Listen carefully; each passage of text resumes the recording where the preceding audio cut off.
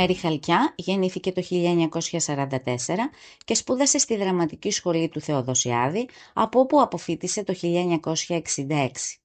Έγινε γνωστή το 1972 από τη συμμετοχή της στην τηλεοπτική σειρά της CNN «Η γειτονιά μας», ενσαρκώνοντας τη Ρέα. Συνολικά πήρε μέρος σε 10 σειρές.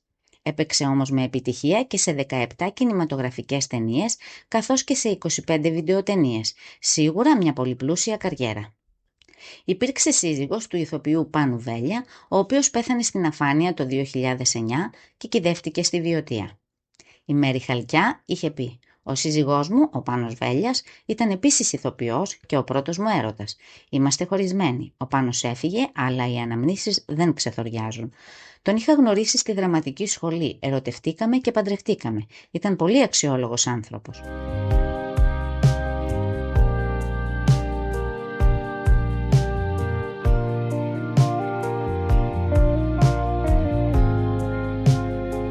Η Μέρη Χαλκιά τα τελευταία χρόνια ζει μακριά από τα φώτα της δημοσιότητας, όμως δεν την πειράζει.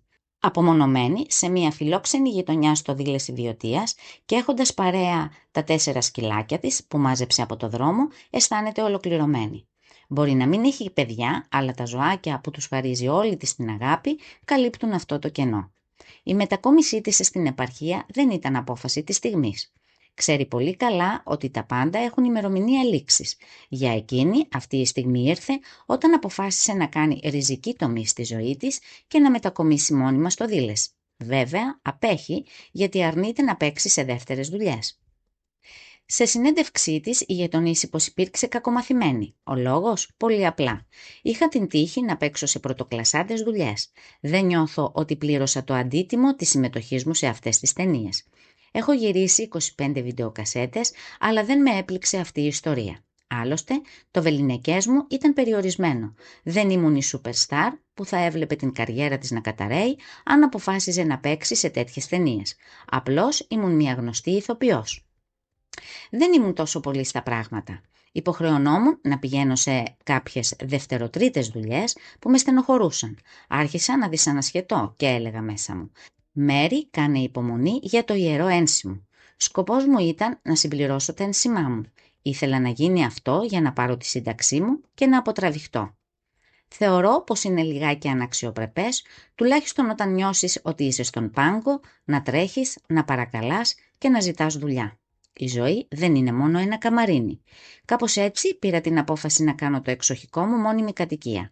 Δεν το μετάνιωσα ποτέ που ήρθα εδώ. Ζω πάρα πολύ ωραία.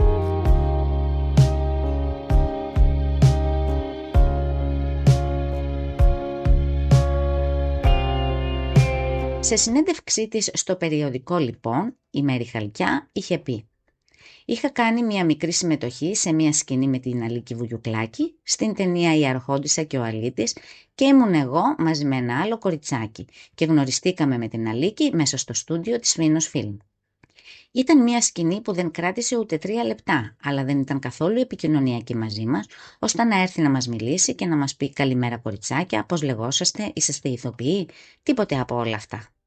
Και όταν μετά από χρόνια είδα αυτή τη σκηνή στην τηλεόραση, σκεφτόμουν ότι γυρίσαμε τη σκηνή και η Αλίκη δεν μας μίλησε και αναρωτιόμουν γιατί δεν το έκανε. Μου είχε μείνει στο μυαλό αυτό το συμβάν, ήταν μεγάλη στάρ και στα φώτα της δουλειάς, από κεκτημένη ταχύτητα μπορεί να συμπεριφέρθηκε έτσι, πρόσθεσε η Μέρη Χαλκιά. Ενώ χαρακτήρισε τη Μέρη Χρονοπούλου διανοούμενη, μορφωμένη και με άψογη συμπεριφορά απέναντι σε όλους. Όσο για τη Μάρθα Καραγιάννη, γυναίκα έξω καρδιά.